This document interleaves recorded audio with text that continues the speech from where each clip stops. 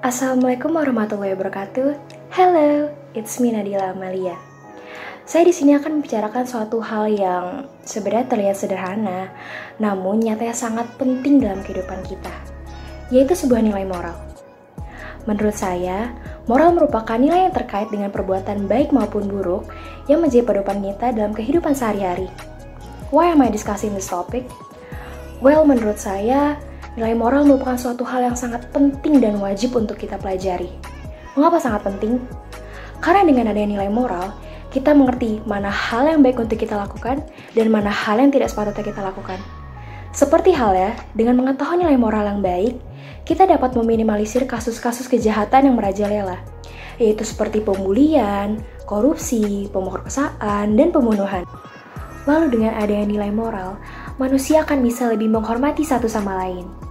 Dan moral pun dapat juga memberi sanksi sosial, sehingga setiap individu atau manusia akan memikirkan dan mempertimbangkan semua tindakan yang akan mereka lakukan. Dengan adanya nilai moral, hidup kita akan lebih teratur dan selaras.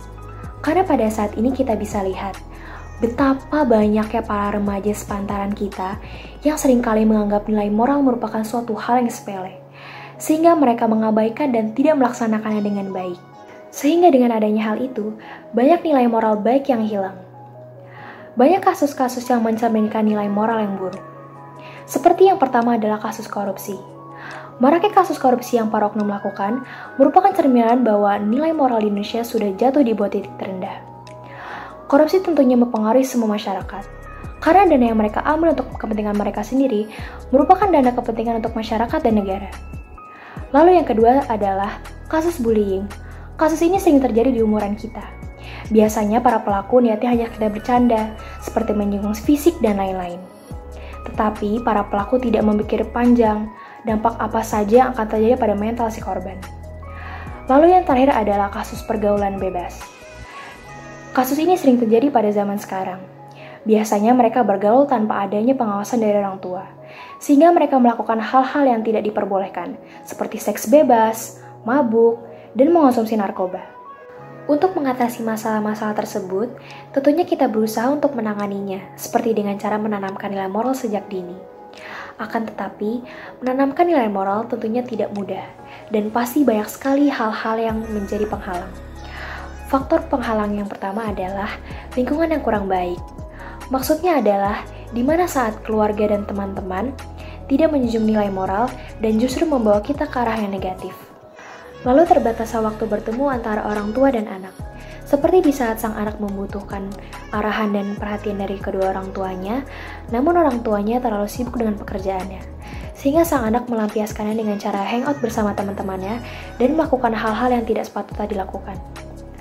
Lalu yang terakhir adalah orang tua terlalu memanjakan anaknya sedari kecil.